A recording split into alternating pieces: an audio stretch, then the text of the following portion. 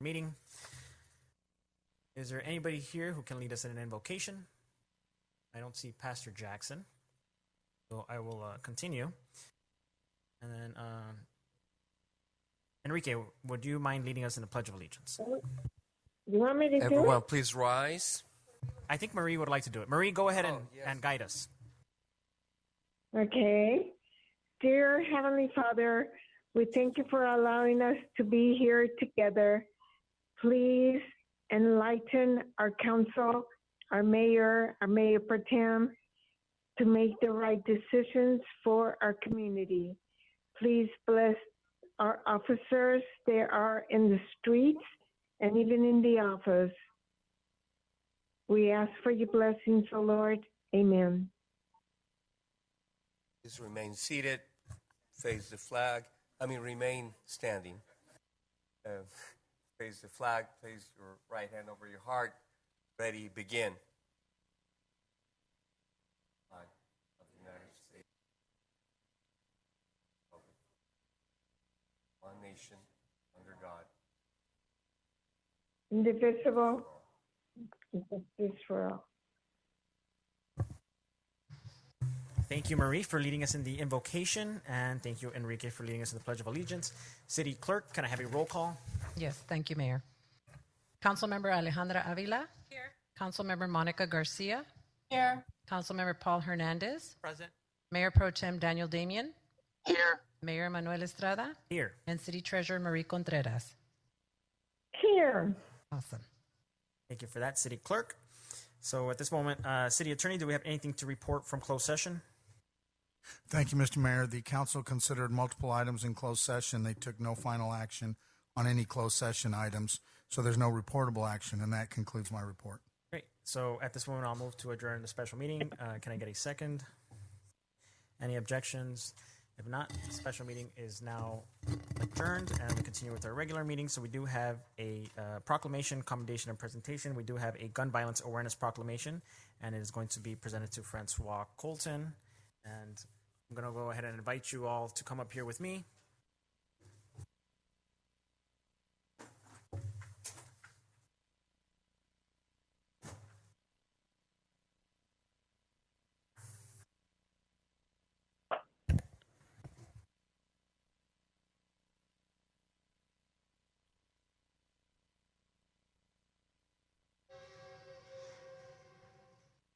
All right. Go ahead and read it for you. All right. So 2022 National Gun Violence Awareness Day. Whereas every day more than 110 Americans are killed by gun violence alongside more than 200 who are shot and wounded, and on average there are nearly 16,000 gun homicides every year. And whereas Americans are 26 times more likely to die by gun homicide than by people in other high-income countries, in California there's an average of 3,160 gun deaths every year, and cities across the nation, including Baldwin Park, are working to end the senseless violence with evidence-based solutions. And whereas in January 2013, Hadia Pendleton was tragically shot and killed at the age of 15, on June 3rd, 2022, we acknowledge the 25th birthday of Hadia Pendleton. People across the United States will recognize National Gun Violence Awareness Day and wear orange in tribute to Hadia and other victims of gun violence. And whereas by wearing orange, Americans will raise awareness about gun violence and honor the lives of victims and survivors. We renew our commitment to reduce gun violence and pledge to do all we can to keep firearms out of the wrong hands and encourage responsible gun ownership to help keep our children safe.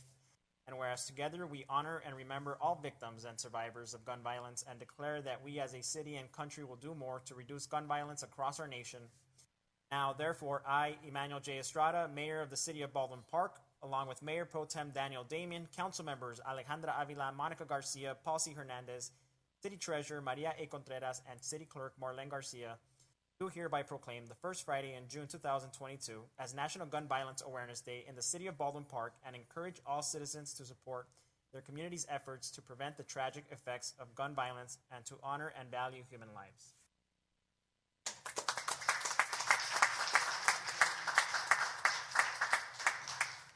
Thank you. Thank you, Mayor. Really, I accept this proclamation to honor all the gun violence victims and survivors. I'm a supporter of Moms Demand Action for Gun Sense in America, and we're a nonpartisan grassroots organization made up of both gun owners and gun owners with the goal of reducing gun violence and improving gun safety for everyone. We believe in the Second Amendment, that it can be respected while simultaneously better protecting people through common sense gun legislation. We're living in an epidemic of gun violence in this nation. The number one cause of death of children in this country are gun shootings. People think that mass shootings are the main cause of gun violence on children because mass shootings are widely publicized after an incident. With many horrific pictures and articles all over the news, just like the recent horrible shooting on Independence Day on July 4th in Illinois. Horrible. These reports tug on our hearts, so we never forget, but 90% of shootings are not from mass shootings. Over 50% of the shootings are gun deaths that are due to, believe it or not, suicide. On the personal side of this, my nephew's girlfriend just recently had to fly back to Richmond, Virginia just this week because her friend Kyle Stoner was shot and killed this weekend. He was a kind soul loved by many and tragically killed by a gun. He was in his 20s. There isn't one answer to this problem of gun violence in the United States, but requiring better safe gun storage laws would be one step in the right direction for children. Parents think that hiding a gun is sufficient, but children find those hidden guns, and they think they're toys, and they shoot their best friend, a sibling, or possibly commit suicide even as a teenager. Teens have been proven to sometimes use an unsecured firearm obtained from their home or a relative's homes for mass shootings as well. So research shows that keeping guns securely stored does not hinder self-protection. A gun can be accessed within seconds, but it does prevent unintentional deaths of children, teen suicide, in some cases mass shootings, and domestic violence. Storing firearms in a securely locked container can also prevent guns from being stolen at a home robbery. So people are under the impression that the California Penal Code already addresses this issue. It does address some of it, but it really is woefully inadequate because it does not define how to safely store a firearm, and it does not apply to all homes. So if you go to grandma's house, auntie, and the child isn't typically there, well, it doesn't apply to them. So we need to do something to make these laws stronger. Most firearm owners are law-abiding and will follow the law if it's in place. And we feel having an ordinance on the books that would ultimately help to change our culture, the same as the seatbelt law did in the 1980s. Many cities and towns throughout California have already adopted a safe gun storage ordinance. Hopefully Baldwin Park will do the same. But again, I can't thank you enough for your time. Appreciate you allowing me to speak on this very important subject. And, thank you again for the Gun Violence Awareness Proclamation. It's an honor of all the victims and the survivors of gun violence in this country. Thank you very much.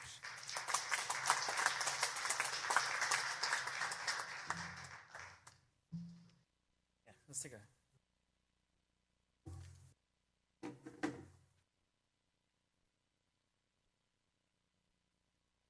Pictures, please.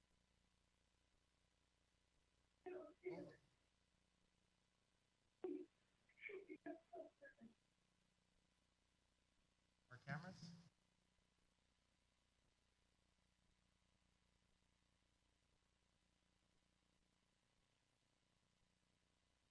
Last one.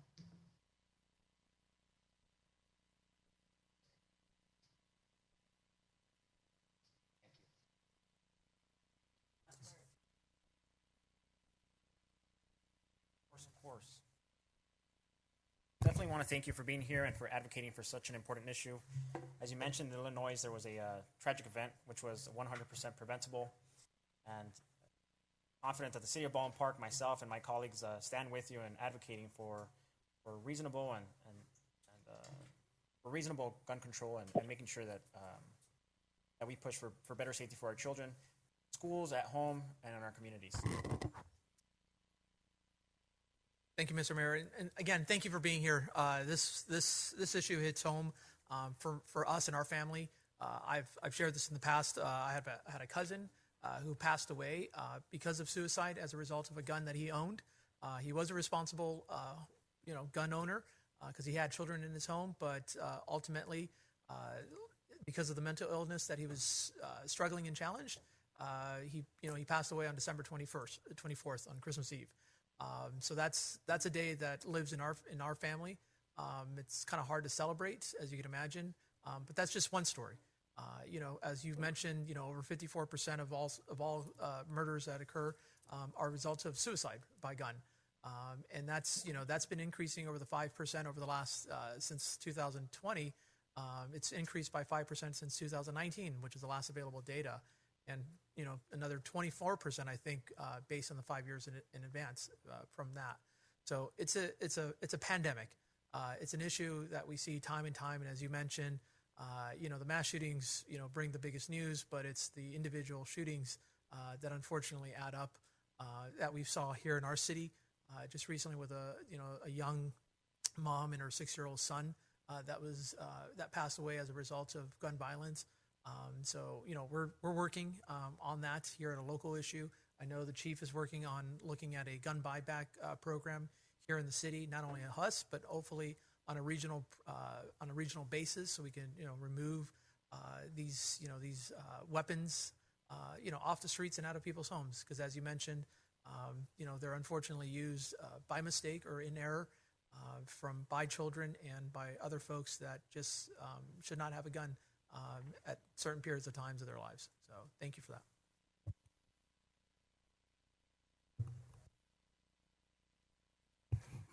Thank you. Is there any other comments from council? Not, we will move to open public communication. City Clerk, is there anybody looking to speak? Thank you, Mayor. We did receive an email requesting to have this individual speak. Her name is Nayiri Bagdazarian, and she will be speaking on item number 3.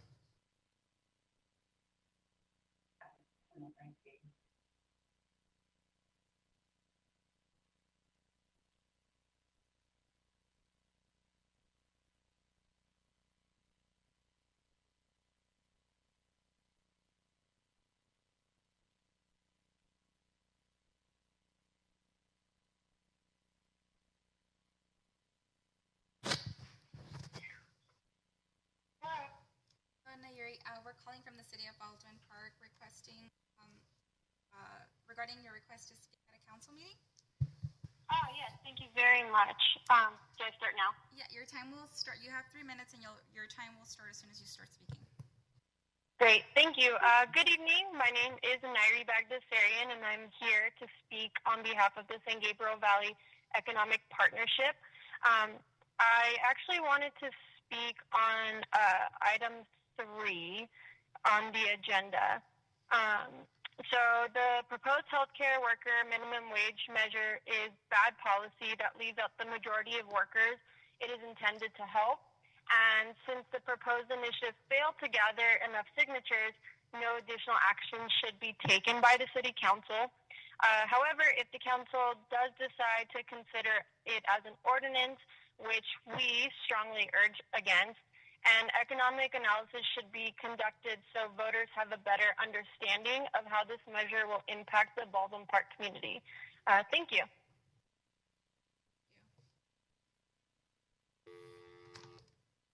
We received a second written request from Denise Knitter. She is from the Los Angeles County Business Federation, and she also would like to speak on item number 3.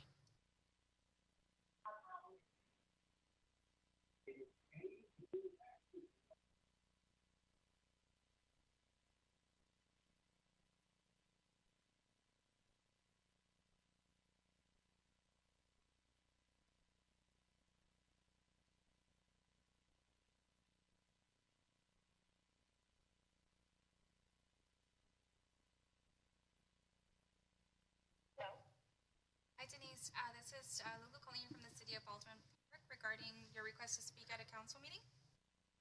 I'm ready. Am I allowed to start?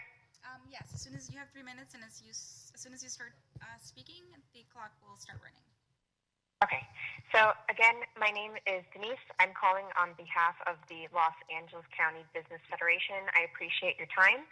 We represent businesses across the county, including in the San Gabriel Valley and in Baldwin Park. Because the proposed healthcare measure failed to meet the minimum amount of signatures to be placed on the ballot, we are urging you to please take no further action on this unequal initiative. The measure is flawed. Up to 78% of healthcare facilities in Baldwin Park will be, of workers at facilities will be excluded. That's a vast majority. And if you choose to continue, I'd like to echo the previous comment and please request an economic analysis to help understand the impacts that would be had. That's my comment. Thank you for your time.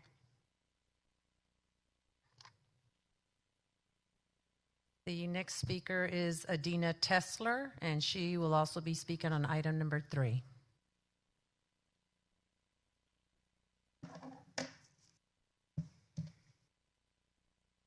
Good evening, council members. My name is Adina Tesler. I'm here on behalf of the Hospital Association of Southern California. I'm here also to speak with you on item number 3, the proposed minimum wage measure. This measure, as you know, has been filed not just in Baldwin Park, but in 9 other cities in LA County. Although this measure did not qualify in Baldwin Park, it is still important to the hospitals that we talk about it with you. The measure itself is flawed. You've heard several other people speak about this. It is a measure that increases a minimum wage to $25 at only certain healthcare facilities, meaning private hospitals or hospital systems or dialysis clinics. This excludes FQHCs, Planned Parenthood clinics, community clinics, public hospitals, UC hospitals. What this means is that healthcare workers at private facilities will be treated differently than those at public. And this is very concerning to us. We find it to be discriminatory, flawed, and risky.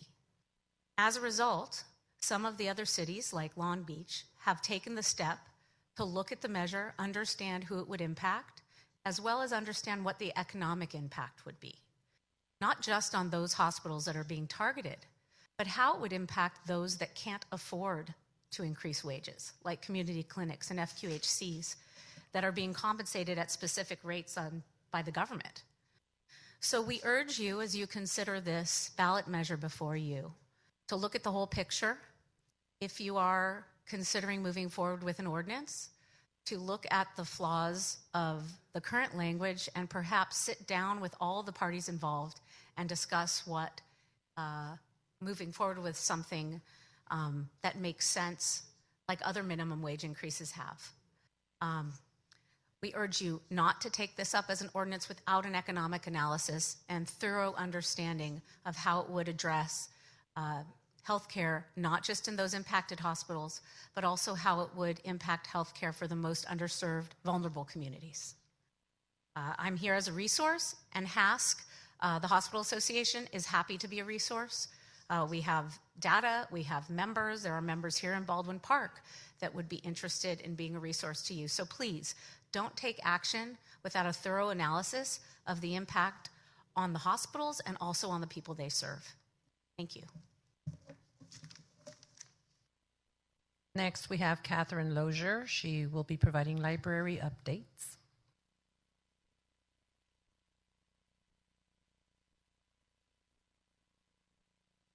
Good evening, Honorable Mayor, Mayor Pro Tem, council members.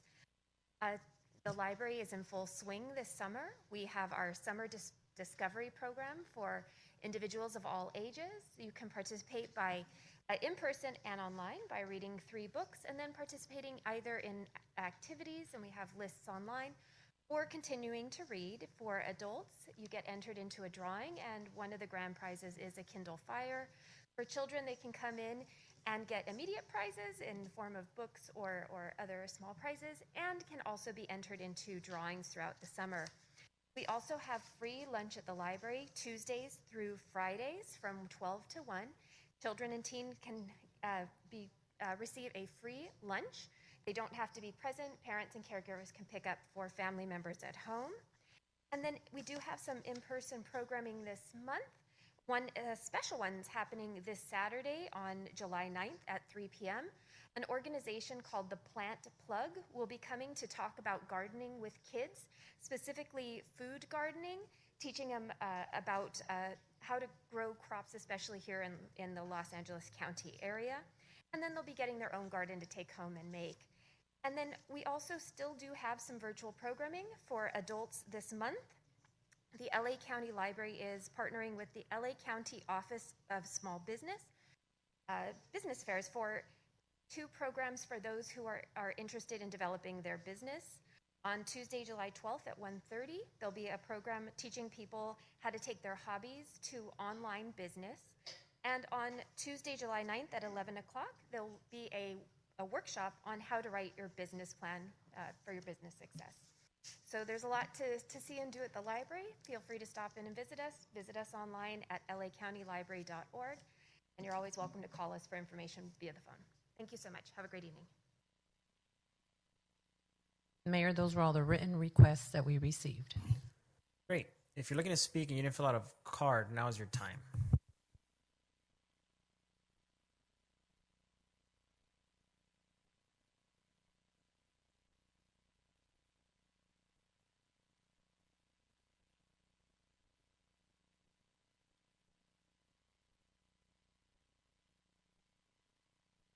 Good evening.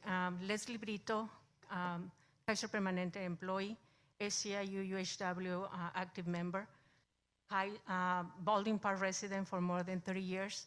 I urge you to pass the ordinance for this $25 rate. And I really urge you also to meet also not only with managers who always put in resistance for the budget, they always care about their bonuses. I personally fight for an N95 mask with managers that were not even providing the PPE equipment. And I was there on the front line. I'm still on the front line. This COVID made me really think about it. I was planning to retire when I was 65 years old. With all this drama and resistance, I really decided to retire next year. I cannot handle it no more.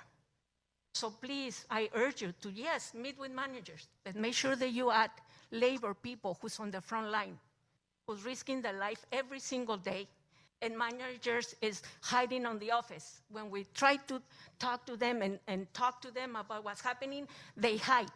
They don't give us the face. So yes, urge you to really meet, but be fair. I want you to be fair. Get the statistics. And this ordinance is not going to benefit only Kaiser Permanente. It's going to fit the rest of the hospitals because the other hospitals always go by what Kaiser does.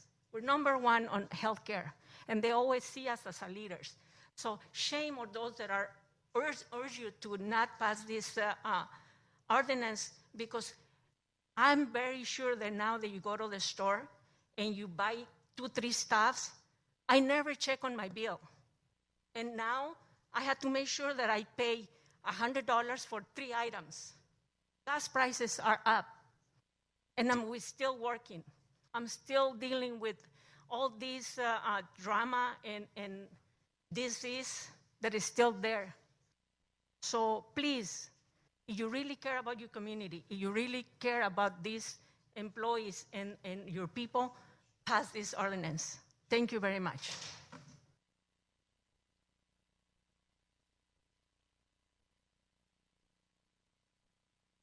Good evening, City Council members. My name is Christina Anderson, and I am a frontline worker at Kaiser Permanente, and I'm also an SEIU UHW member and steward. And during the pandemic, healthcare corporations received large amounts of federal funding, and they profited billions of dollars, which they have yet to invest in higher pay or other support for frontline healthcare workers. During COVID, I was reassigned from a clinic where I'm a phlebotomist. I was reassigned to a hospital, Kaiser Hospital, where I was assigned to assist with EVS, Environmental Services, which is housekeeping for the hospital. And I witnessed an employee who was assigned to, an EVS worker who was assigned to go clean a room where a COVID patient had just left. She was about to walk in with her mask like you're wearing a surgical mask, which is not airtight. And a nurse stopped her and said, "Do not go in there. You need an N95 respirator or a PAPR, something that's airtight." And so she did not have one. They did not have any extras because we were in the midst of a PPE shortage.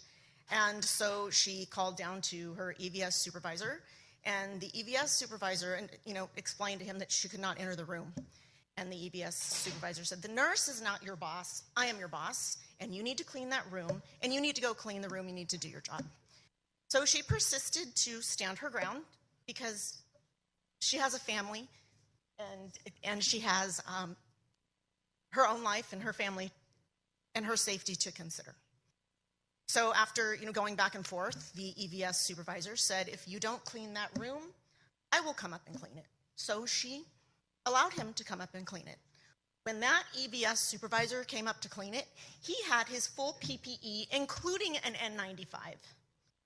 And he went in and cleaned the room, but he was not willing to give his employee the same courtesy and the same safety. So I urge you, we have been on the front lines. We are burned out. We are short-staffed. And frontline healthcare workers should not have to pick between filling their gas tank or filling their fridge, because $25 an hour is barely a living fair wage. So I urge you to follow suit with the city of LA and pass this ordinance to give frontline workers quality life and allow them to put food on their table and pay their rent and pay their mortgage. Thank you very much.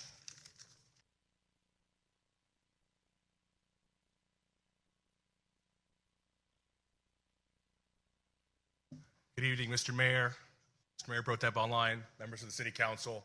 My name is Denix Sigareka. I'm with SEIU UHW. We have here with us members that every day throughout this pandemic have put themselves and their families on the line to provide quality care to the residents of Baldwin Park and those in the surrounding areas. These are members, your neighbors, your friends who love their job, who showed up to work every day to do something they love to do. Now, we're going to hear voices saying that, well, this isn't fair to everybody. It's an undue burden. $25 an hour. If we're able to bump up the salaries of everyone in Kaiser Baldwin Park above $25 an hour, it is less than a 1% increase in their overall operating expense. We're talking a couple hundred families that will see a dramatic increase in their quality of life. The LA City last week led the way, passing it as an ordinance, showing as a matter of good faith that they believe in their healthcare workers. We want Baldwin Park to do the same. Be a leader. Stand with the workers who have put their lives on the line. We are working to pass SB 1014, which will provide hundreds of millions of dollars to our federal clinics to ensure that they have the resources to stay competitive in this world. Cost of living and inflation is driving up living expenses, rent, gasoline, everywhere across the county. If Baldwin Park doesn't step up, they're going to start losing workers to places like Long Beach, to places like Los Angeles. These workers want to stay here. They want to keep serving this community. Let's give them that chance. Let's do more than give platitudes and pizza parties. Let's step up and say in a big way, we stand with our healthcare workers. We will work with you. We will have conversations with you at every step of the way. We want to be a partner. Because, again, these are the men and women that have taken care of yourselves, your families, your neighbors. And they want to keep doing that. And I hope that the Baldwin Park City Council will stand with them and give them a living wage. We're not asking for much. We're asking to be able to afford rent and put food on the table until single mothers don't have to make the decision between filling up their gas tank and paying for a week's groceries. So a young worker doesn't have to make the decision between driving home every single day or sleeping in their car so they're able to afford rent the next week. That's the reality. Thanks so much for your time.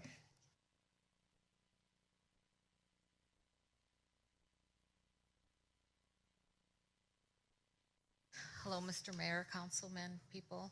My name is Cookie Zaragoza. I've been a healthcare worker for 33 years at Kaiser, and a lot has changed. I urge you to please pass this bill. As me working in psychiatry, I talk to patients when they first come in, and you don't know how many patients that call psychiatry for help that are actually employees. They're stressed. They can't afford things. They can't afford to come to work. We are frontline workers. We love helping the people and working hard, but we need the means and support to do that. COVID-19 is very scary and has been very scary. When you come home, you can't even have contact with your family. You have to change in the car if you don't have a home with a garage, or change in the garage, take your clothes off, throw them in the washer. You've got to be careful with your family. Not only are we taking this home, not only are we risking our lives at work, we're also risking taking this home to our own family, taking it to people outside of the clinics. We really need help. It's been so bad that we're short-staffed. We need more people to work. We need to hire more people. Northern California, nurse committed suicide in the hospital during work hours. So stressed, not paid enough, not getting enough coverage. There's too much. We didn't even have enough masks. People were fighting for masks. And that's why I really, really urge you. Again, I've been a healthcare worker for 33 years with Kaiser Permanente. I appreciate my job, but they need to really raise the minimum to $25 because it is so expensive. I cannot believe how expensive things have gotten. I go to the market, and again, like my coworker Leslie said, never really used to look. Till now, it's like, it's unbelievable.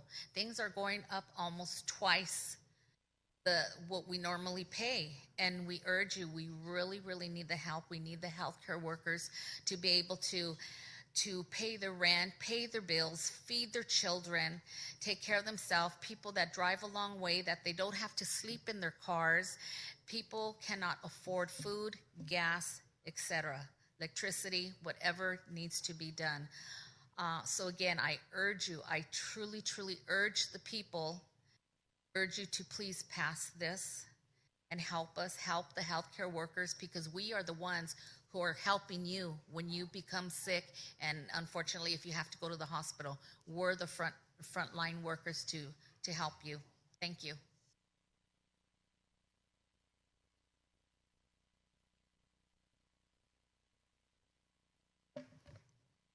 Good evening. My name is Shahrazad Shishagar, and I'm here because I'm a Kaiser patient, and I'm aware of the professionalism with which these people do their jobs, and I'm in support of the item number 3.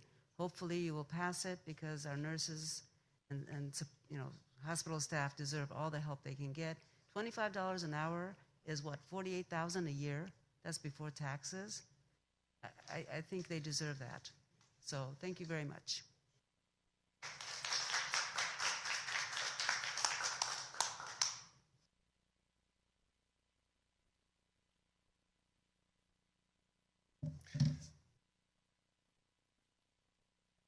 Good evening, Mayor Estrada, Mayor Pro Tem, council members, CEO Zaldivar, and Chief Lopez.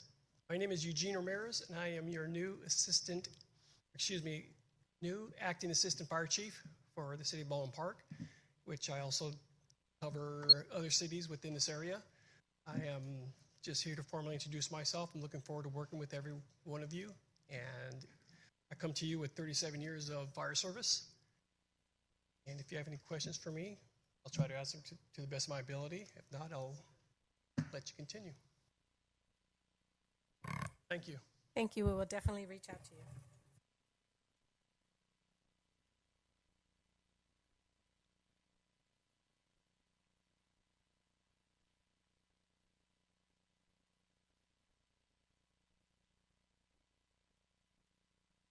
Hello, half of you people that aren't here, residents of Baldwin Park.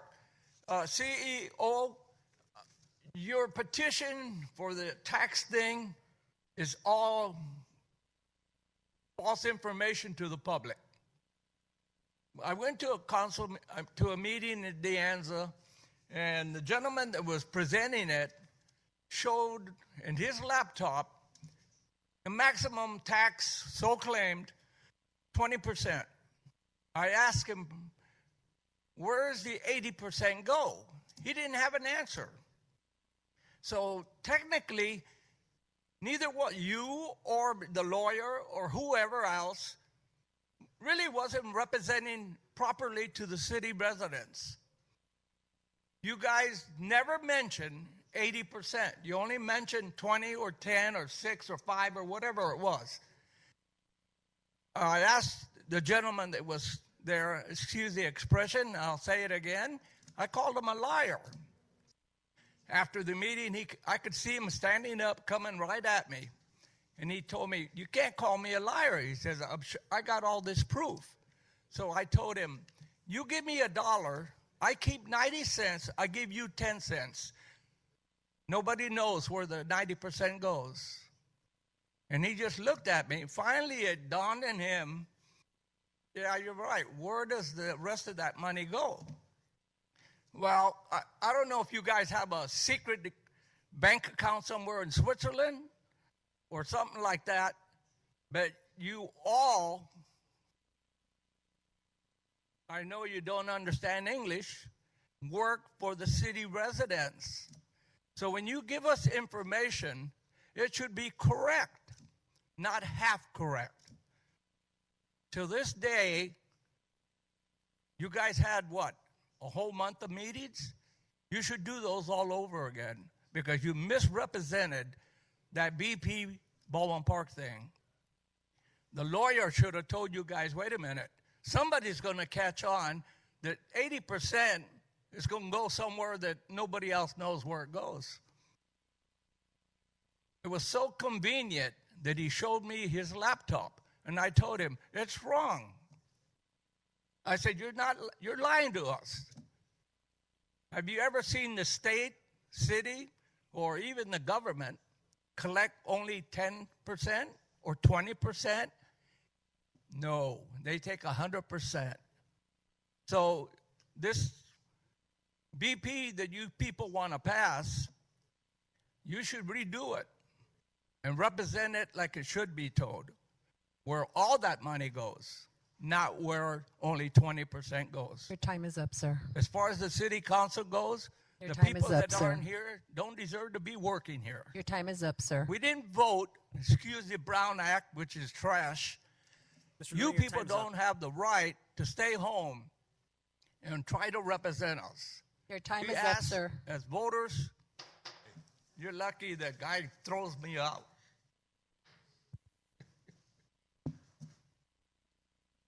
Don Rios, resident. Over the weekend, I had an invitation for Barnes Park, okay? And I was there for at least 4 hours, okay? During the 4 hours that I was there, I was seeing people going in and out and everything, drinking beer, driving electrical scooters, a lot of kids running around and everything. Like I said, I was there for 4 hours. I didn't see a chief. I didn't see a police officer drive by and take care of those things. I talked to Manny about it, you know, and I know that during the meetings that we had, especially the one for the neighborhood watch, we found out that a certain day last week, there was only 3 officers on duty because of there were not enough officers. And I understand that, you know, but at least have the watch commander go out, which some of them do, go out and help the guys that are in patrol. But like I said, it's something that we have to look at on what the city is really doing, That thing about drinking in the park, smoking pot in the parks and stuff like that, that's not right. I could have called the police department and tell them, call Manny and tell him, hey, Manny, this is happening.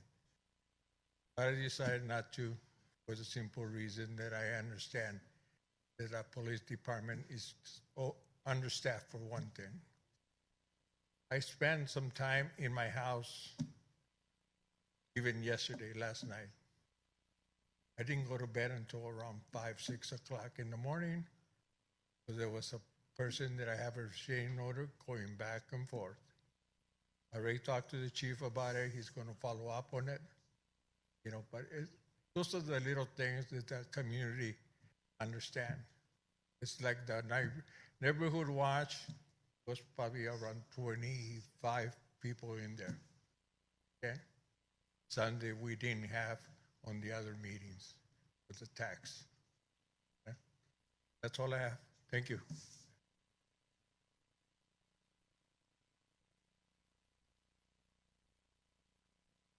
Hello, my name is Madeline Oliva. I work in the housekeeping department in the morning here at Kaiser Baldwin Park.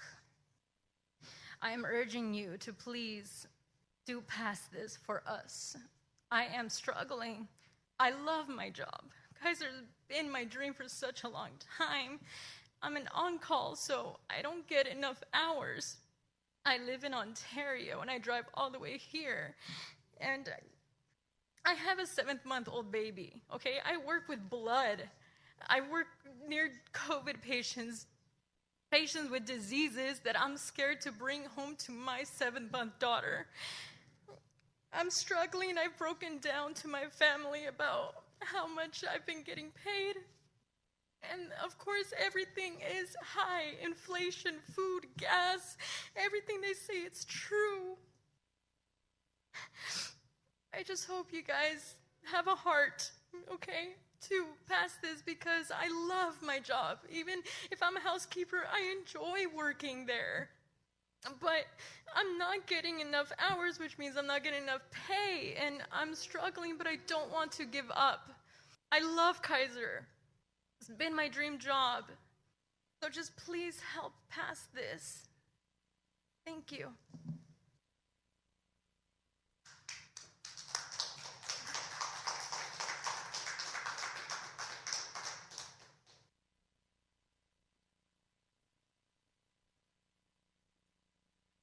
Greg Tuttle, business owner.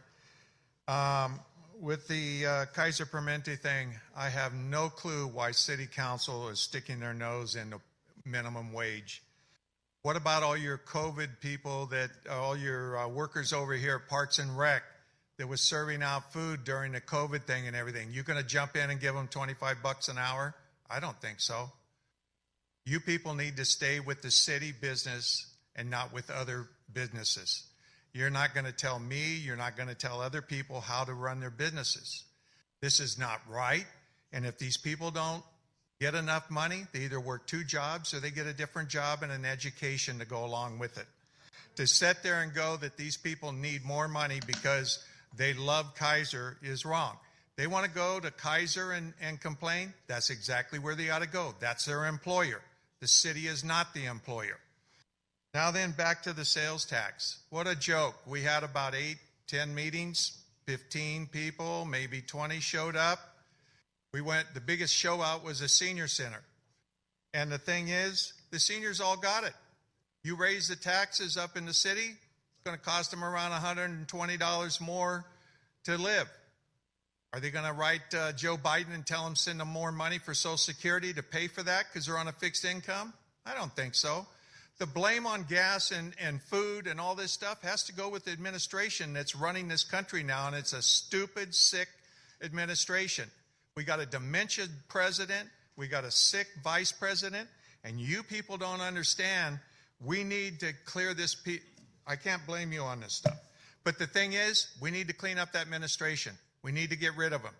But the problem is, you can't dictate what big companies want to run and pay their people. If the people don't want to work there for that wage, go get another job. This is not the place, and you're not the place, and you don't have the votes there to substantiate that and pass it for an ordinance. So I suggest that you be smarter than what LA City is, because LA City is in deep shit, but you guys don't need to copy that. And you need to understand you didn't get the votes, and you don't regulate big businesses that come in here. Kaiser's done a lot of work with this city during the COVID thing and took care of people with the Morgan Park and all that stuff. And they took care of the people and helped Baldwin Park City. So if you want to be so generous as saying Permente ought to pay 25 minimum wage, you make sure all your people over at the Parks and Rec that work part-time job and minimum wage, then you give them $25 an hour. But that's not going to happen, and we know that because the city can't afford that. So we need to stop spending this kind of money. The gas is up for one reason only, and that's because of the Biden administration. And until people start realizing it's the big top administration that's causing the problem. Thank you.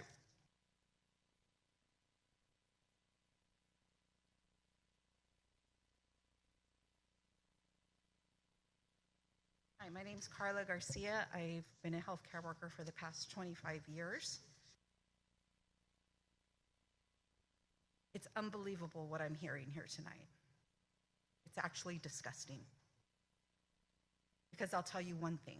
When you're laying in the hospital, when your family member is laying in the hospital and needs our help, who is it? Right? Who is it that takes care of you, your family members, your friends, your grandchildren, your nieces, your nephews, your parents, your grandparents? It's us. Less than $25 is not a living wage. With inflation at 8.6%, an unprecedented amount, it's a crisis. Who's going to take care of you?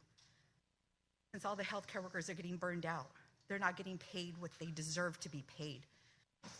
You call us healthcare heroes at one time. You came and celebrated us at the beginning of COVID because we were putting our lives on the line for your lives and your family members and your friends and the community. Who do you come to when you need that help? When you're hurt, when you're in an accident, God forbid, when you have a heart attack or a stroke. It's the healthcare workers. The CEOs are not down on the front line. They're getting their bonuses. And Kaiser makes billions in profits, more and more each year in profits. And they can't share that with their healthcare workers that save lives. That's a shame to hear anybody oppose a living wage for healthcare workers. If you have a heart or any decency, we urge you to treat these humans that are saving lives and give them a living wage of at least $25 an hour. That's what we are asking. And yes, it is your business. This is your community that we serve, that we proudly serve every day, day in and day out. We risk our lives, our families' lives, to help you all and to help the community. Thank you.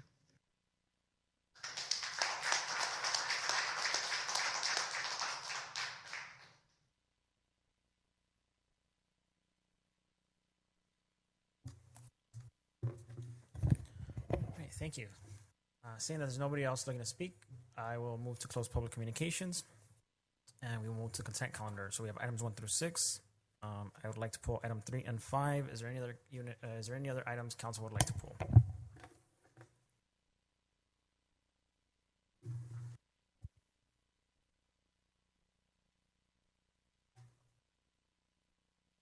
If not, I'd make a motion to pass items 1 through 6, excluding 3 and 5. Can I get a second? And then we have item 3, and this is the approval of resolution of number 2022-035, affirming City Council acceptance of certificate of insufficiency of initiative petition entitled Initiative Measure regarding minimum wage for healthcare workers. City Attorney, you can correct me if I'm wrong. It is my understanding that we cannot, is it time sensitive? We cannot move this over.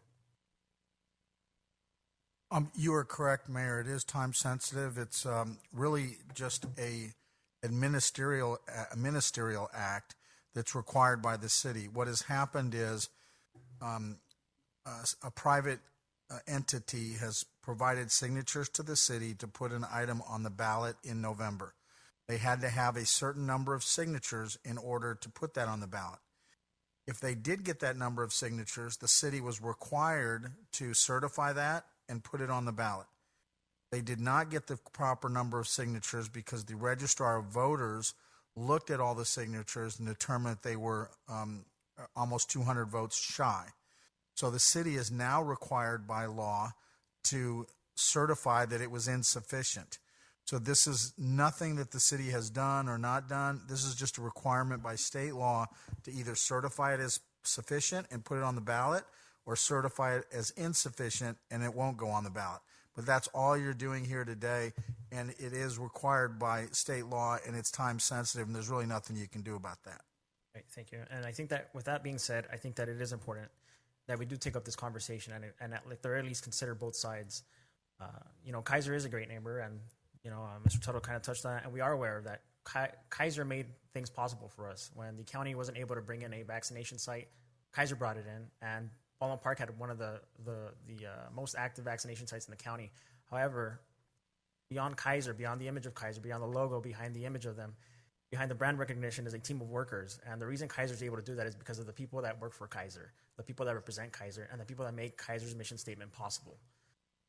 If you don't think that this is, and I don't mind having a full-on discussion.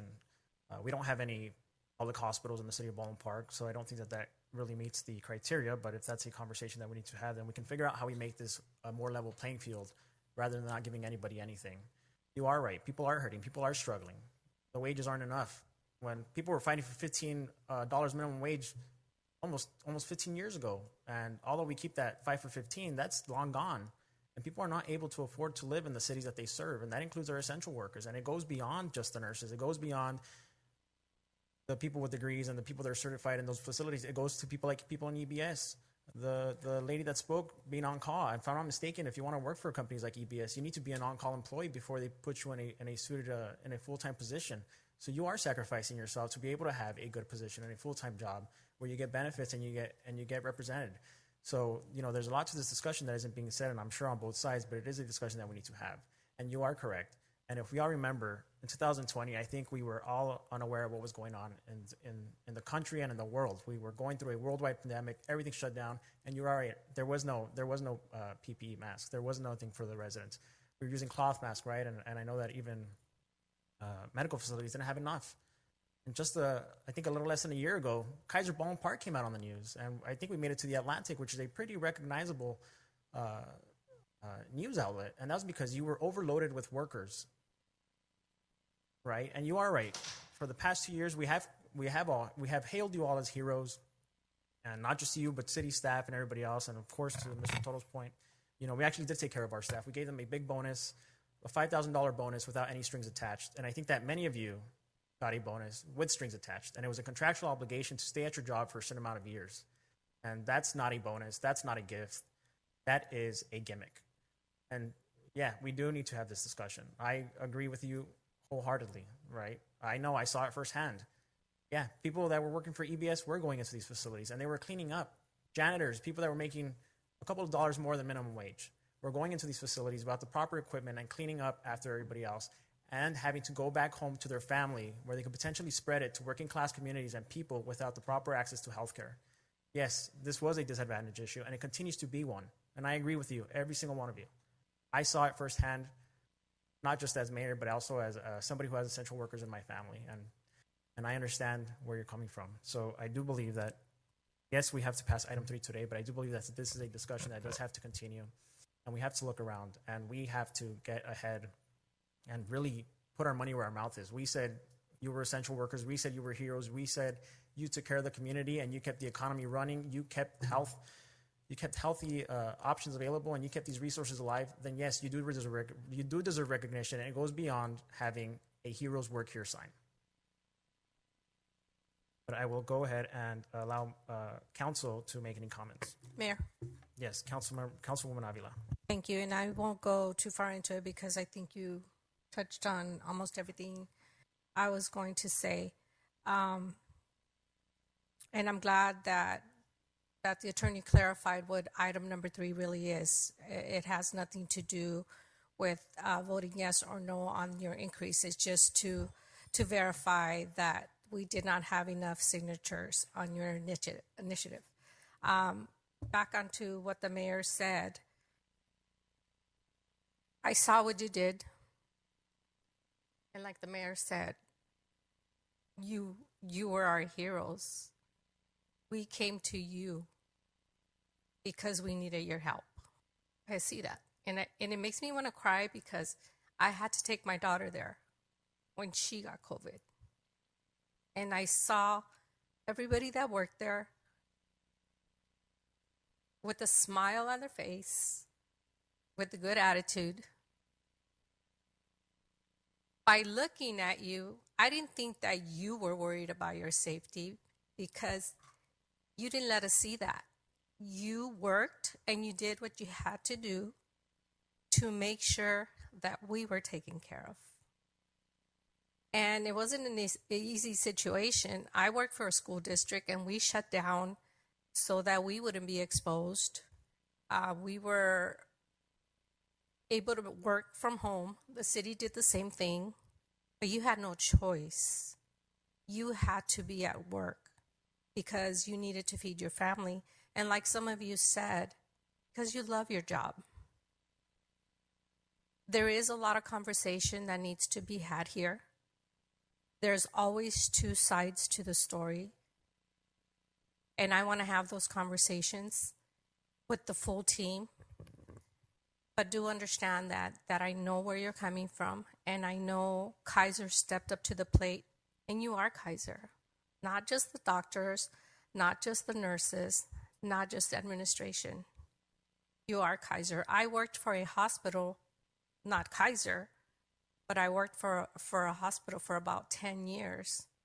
And yes, a lot of times you have to start in different departments on call at any given time so that you can get your foot in that door so you can eventually become part-time and then eventually become full-time. It's hard to get into hospitals. I understand that.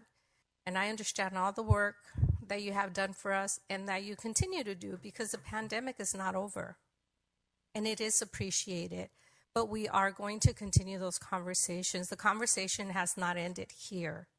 I want you to understand that.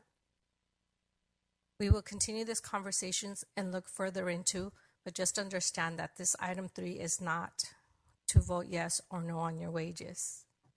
Understand that we're definitely going to have more conversations, definitely going to look into everything that's going on. And do you deserve $25 an hour? Is your life worth $25 an hour? It's actually worth more than that. All of us. Every single one of us in here. Unfortunately, they put a price tag on our heads. All the employees, that's just the way life is. But if something can be done, let's look into it. Thank you, Mayor. If I may. Yes, Councilmember Hernandez. Thank you. Robert, again, thank you for your input. I have a different opinion in regards to the time sensitivity. Can you clarify for myself and for the rest of the folks here as to what stipulates that it has to be adopted today? Well, it's not stipulated that it has to be adopted today, but there is no choice in the matter. So if you were to continue it to another time, you're still going to have to certify the insufficiency of the petition. Okay. And thank you. I appreciate that, Robert, because my understanding is the folks that petition this measure are actually going through an appeals process right now. with the county, and what that might look like is what they're looking to do is probably recount some of the votes. So again, my suggestion to the council would be to just hold this off, table this for the next week, for the next council, in light of what the efforts that they're doing, so that way we don't have to bring it back once again and certify the thing. All we're doing is just kicking the can for 2 more weeks, and that's my ask of the council. Because again, my understanding is there's nothing that stipulates that we have to do it by today. Ultimately, we have to do it should the appeals court or appeals process, come in a different light. But at least for now, we can just kick this off for another time and not take action on this either which way. That would be my suggestion to the rest of my colleagues on this particular item.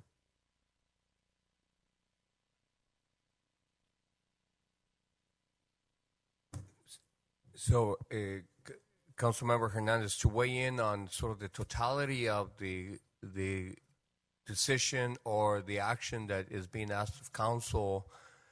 So the proponent has been notified by the deputy city clerk as the elections official that the measure was deemed to be insufficient and not qualified for it to go on the ballot. That notification has already taken place.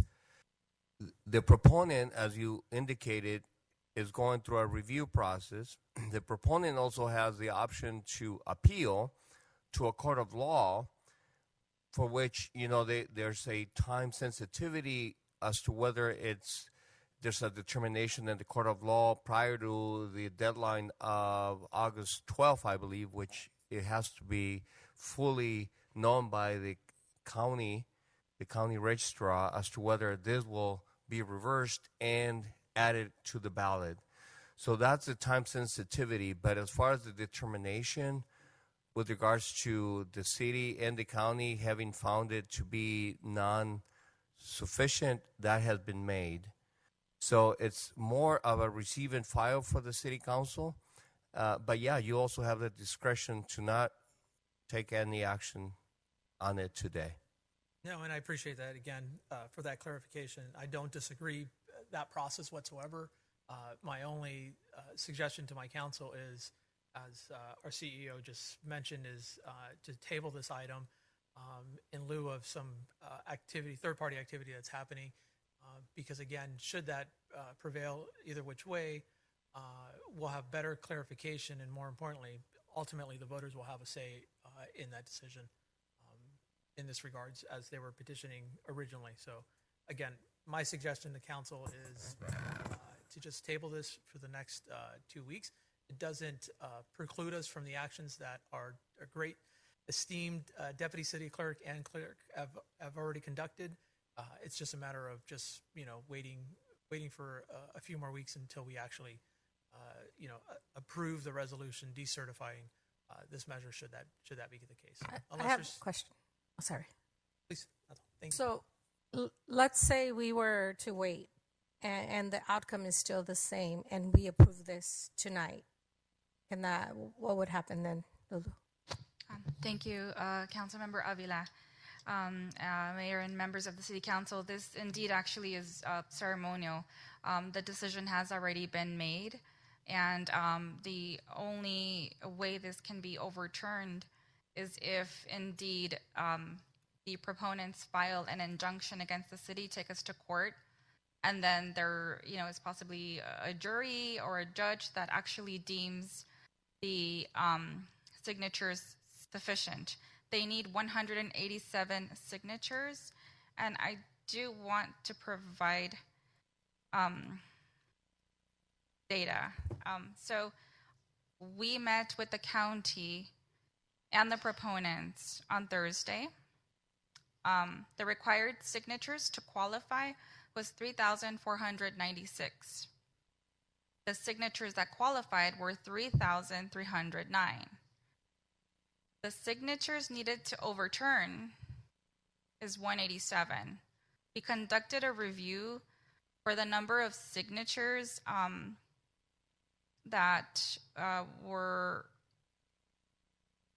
had mismatched signatures, and we went item by line item, and only 2 we found would possibly even be considered to be overturned. The others are insufficient because they were canceled.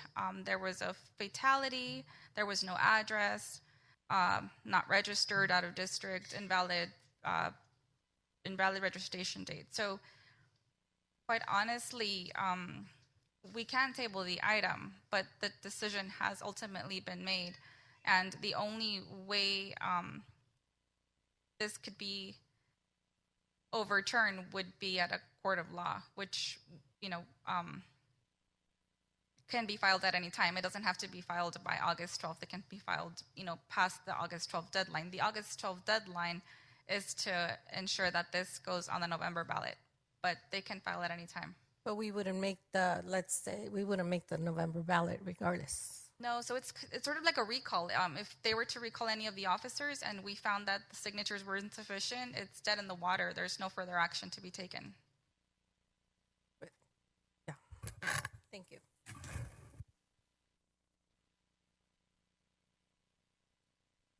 Do any other council members have any comments?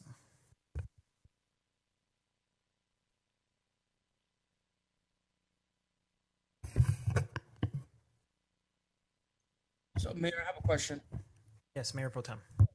So, from the clarifications that we just received, it's obvious that this is more of a receive and file report. I mean, there's really nothing that we can do. Even if we were to postpone this to the July 20th meeting, nothing's still going to come of it because it's already been decertified, just like the city clerk has just mentioned. So what would be the next step if they don't qualify for the ballot? Would we need to bring an ordinance to the agenda? That's correct, Mayor Pro Tem. The only way in which this can now be placed on the ballot for the November 2022 would be for City Council to place this measure onto the ballot. And would we need to bring that on to as an agenda item for a future meeting, Lulu? That's correct. And then we have a deadline for that as well, correct? That's correct, August 12th. Okay. So we would need to take this up no later than our first city council meeting in August. That's correct. That's if the council would want to see it go onto the ballot. You also have a legislative option by which you, as the council body, can adopt it as an ordinance in some fashion, not necessarily verbatim as it has been proposed, but in some fashion. And that option has no specific timeline, Mayor Pro Tem. If we do it as an ordinance, what is the strongest way to make this best for them, as an ordinance, or have the voters put it on the ballot? If, let's say, the voters were to vote yes. Because an ordinance can be changed, correct? Or would not be changed in this case.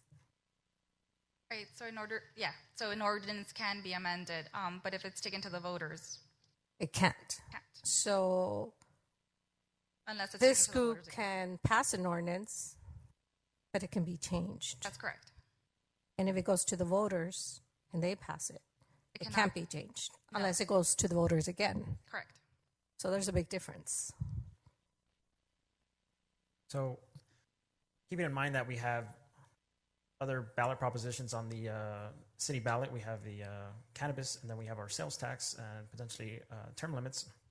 I do think that it is best to look for a city council passed ordinance where we can gives us more time to discuss. We don't rush, and if you are concerned about it later getting changed, we can put in protective measures as we did in the. I believe we did that for the campaign finance limitations, where you would need a certain amount of council members to make any sort of changes that would affect the ordinance in a negative manner in which it wasn't intended to. Mayor, Yes, Councilwoman Garcia. can we take up the item that's on the agenda? And then if we're going to have a discussion on how we move forward from there. We can bring it back. And, at that time, I think we can talk about, each one of us can talk about like what would be, I think if we were going to consider it, we would want to be as informed as possible. We'd want the process to be inclusive to all partners, because Kaiser has been a wonderful partner in our community, and we also understand the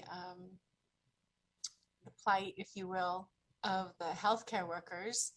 And so I think it would just be good for us to, take up the stakeholders and have an inclusive, transparent process. But that's not what's on the agenda tonight. Tonight we're, just going, as the city attorney mentioned, going through an ministerial action related to the ballot initiative that did not qualify. So I'd ask the council if we can take up this item and then at a later time bring back, kind of the discussion on how we want to proceed. Yeah, so it's not on the agenda, so we're not making an item on it, but that doesn't exclude us from being able to discuss it. We've done that with other issues, and I think that included Rome last time they were here. So it's really not big of a difference. We are able to discuss this without making any ordinance decisions, and that's been clarified to be city attorney. So, but I'll go ahead and make a motion. We can pass item number 3, but I do want to direct staff to create a plan, and we can have a study session on what type of ordinance we will pass, if any, and start the process for discussion. Can I get a second? Second. City Clerk, roll call, please. Thank you, Mayor. Mayor Manuel Estrada? Yes. Councilmember Alejandra Avila? Yes. Mayor Pro Tem Daniel Damian? Yes. Councilmember Monica Garcia? Yes. Councilmember Paul Hernandez? No. Motion passes. Great, thank you for that, City Clerk. And we move on to item number 5. We do have the authorization to issue a request for proposal for website redesign, hosting, and maintenance service. I personally am pretty excited to talk about this item. I know that we kind of asked for this when we first came up with the ARPA funds, and we were kind of setting things up. I did go through the RFP, but I didn't see anything that mentioned ensuring that the website would be ADA accessible. So I just wanted to double check with Manny or whoever's in charge of this item, and then if not, can we just include that, make sure that when we redevelop the website, it's accessible, it's mobile friendly, but it's also ADA accessible for anyone and everybody in the community.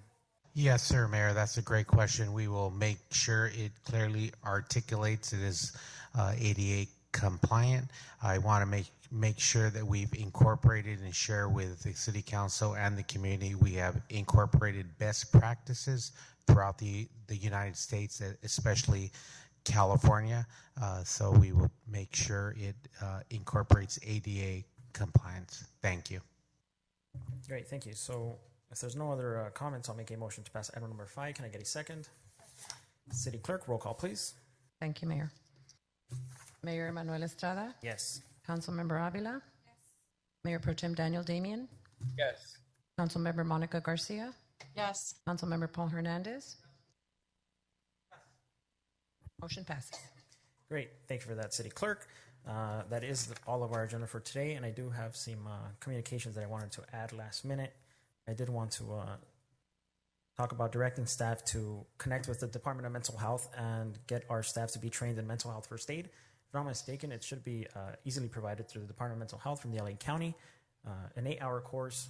We should be able to plan something out for that, and I think that's going to better our, not just our customer service, but our reaction to whatever's going on in the city, and it just betters our staff overall. I also wanted to make sure that we reiterated when we allocated some funds from ARP funds that we did ask for some of those dollars to be expanded for homeless efforts. I know that the city of Downey has partnered with Lakata, and they actually have, I believe, some secured beds for their police officers and other city personnel to be able to take people there when they are going through a crisis of some sort. And I think it should help reduce our calls for service from 911, easing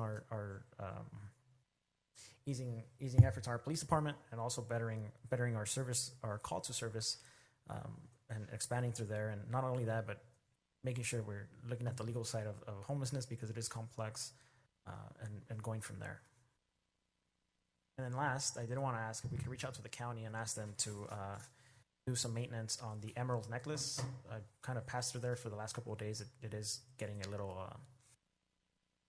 there is some blight. There's mattresses, there's debris, there's trash everywhere, there's carts thrown into the areas, and although some of it is in our jurisdiction, some of it is not, it is county property, so it makes it a little bit difficult for us.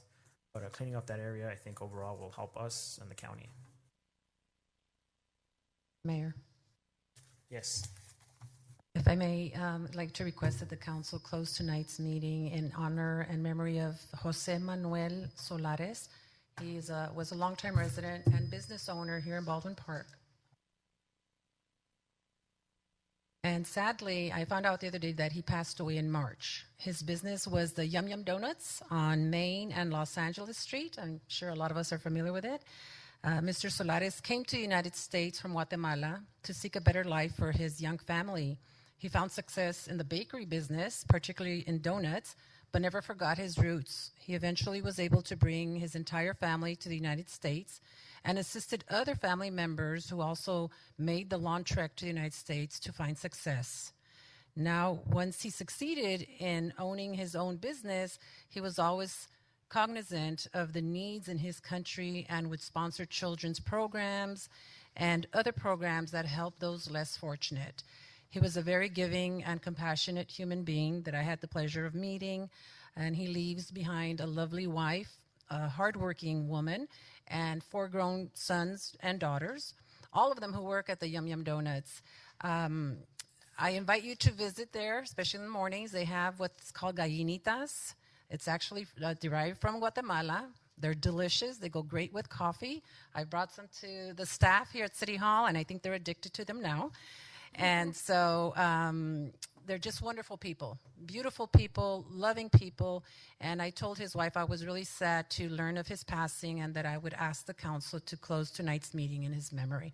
A success immigration story. Thank you. Thank you. Yes. And a staple. We all know that Yum Yum. We all been there at least once.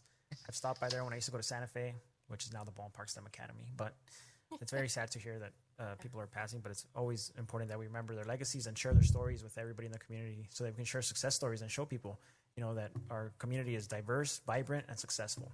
So thank you for sharing that with us, City Clerk. Mayor, Yes.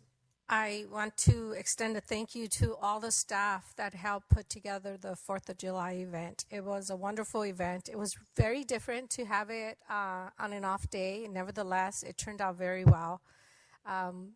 We ran into a little hiccup when the fireworks show was going to start, but the mayor was able to entertain our community by singing children's songs and trying to be a comedian. He did a good job in the dark.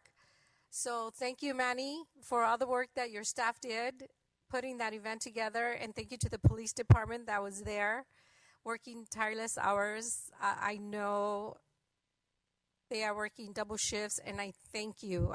Please thank all your officers. I know everybody is tired. Nevertheless, every time I see them out there, and it's not just because they're talking to me. When I see them talking to other people, they don't even know I'm looking. They're smiling. They have a good attitude regardless of how many hours they're working. So thank you. Thank you to all the officers and all the staff that has been out there from the police department and all our parks and recreation in general for all the work that they put into our city and for all the city staff for that matter. Thank you. Mayor? Yes, Mayor Pro Tem. Yeah, really quick before I forget, I would like to close tonight's meeting also on behalf of City of Duarte Mayor Pro Tem, Seitel Paras Karasi. I sat with her on the Foothill Transit Committee. She passed away on June 27th. So I want to send my condolences to her family and to the staff at City of Duarte. And then also, just excited, I visited La Cosecha Mexican Bistro, a brand new restaurant that will be having the grand opening, I believe, tomorrow on the corner of Main and Clark. It's something that kind of brings that vision that we have for downtown to our city. It's got a different vibe, very great food, drinks, and service. So I want to invite the community to please go out there, support them, and show them our support. Mayor Pro Tem, I do want to just let you know they did update their grand opening and they moved it to July 21st. But I completely concur with you. All their food is delicious and so are their drinks. It's a great place, and I agree. This is something that the city, not just the city, but the community has really longed for. Great. I'm glad you told me it was the 21st. I thought it was already tomorrow. So thank you for clarifying You that. were going to be the only one there, sir. Yeah, I was going to be there for happy hour. They got some great drinks. We got ahead of ourselves. We were there for lunch today. It's great. Yes. Yeah, and then we'll send out a citywide reminder. And then I'm glad Alejandra, Councilwoman Avila, brought up the police department. I know that we just approved more, reapproved some upgrades to the cameras and to the interrogation room. But there's actually been a multitude of upgrades going on throughout the city, especially with PD. We've got in our police department. Of course, we did the restructuring. We have the Alpers out. I kind of notice them every time I'm out on the street.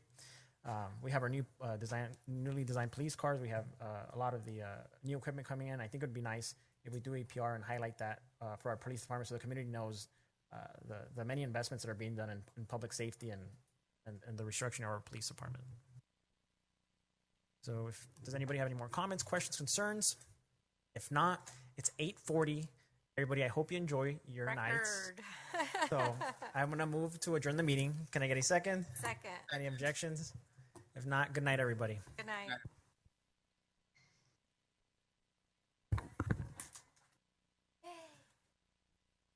Got early dinner. Sam, don't run away, Sam.